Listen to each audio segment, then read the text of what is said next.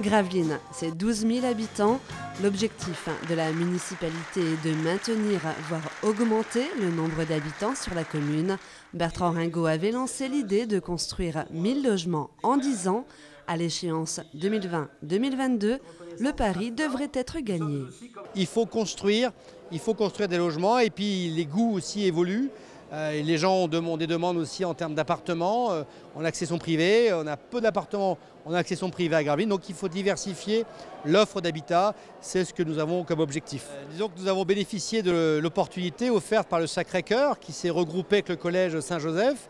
Et donc ils ont vendu leur surface immobilière à un opérateur qui va réaliser des logements en lieu et place de l'ancienne école du Sacré-Cœur. Il y a aussi l'ancien garage Citroën et aussi un ancien entrepôt commercial à côté du commissariat. Donc toutes ces opérations, ça fait plus de 100 logements sur Gravelines.